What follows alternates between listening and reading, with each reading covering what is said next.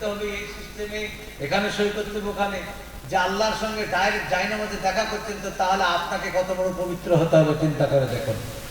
ভক্তরা ভাইরা, আমরা জানি না এগুলো। এক রেখাত নামাজে 72টা মশলা। কেউ যদি ইমাম সাহেবকে সিগন্যাল দেয় পিছন থেকে যদি এরকম কাশি দেয়, হাদিসে এসেছে ওই নামাজের বাতিল হবে এবং নামাজ মাকরুহ হয়ে যাবে, আল্লাহর কাছে অপছন্দনীয় হয়ে যাবে। অত সহজ কথা নাই। নামাজ পড়াতে আপনি পিছন থেকে সিগন্যাল দিচ্ছেন। আবার অনেকে ইমাম সাহেবকে ঘড়ির কথা বলে, ইমাম সাহেব সময় হয়ে গেছে।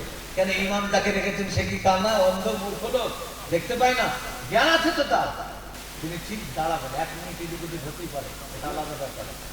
তো বাপদিরা ভাইরা, সেই হিসাব করতে হবে। এই ছিল নামাজ। বলছে আবার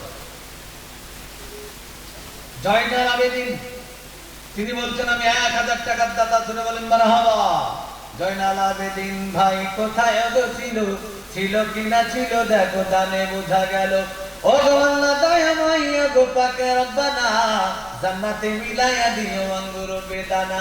এ ভাইয়ের জন্য দোয়া করি আরো শত শত, ভাইকে আমার বানে দিও হযরত আলীর মত, আল্লাহুম্মা আমিন। আব্দুর রব, তাই তো?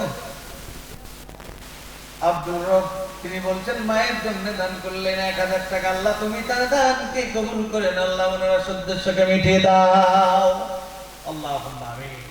তো বাপজিরা ভাইয়েরা আমার, বাপজিরা ভাইয়েরা আমার, যে নামাজের কথা বলছিলাম, যে নামাজ পড়তে হবে, নামাজ হচ্ছে কঠিন জিনিস। নামাজ পড়বেন আল্লাহর কাছে। আল্লাহ কি নাম আপনার? সুবহানাল্লাহ, দান করেছে 500। আল্লাহ তার দানকে কবুল করেন, আল্লাহ তার ঈমানে যশ দিও। আল্লাহ অসুখ বিসুখ বালা মুসিবতকে দূর করে দিও। আল্লাহ আপনি তো রহমান, আপনি গাফফার। আপনি যদি লোক ভালো করে দেন, কাউরির বলার ক্ষমতা নাই। আল্লাহ মুসলমান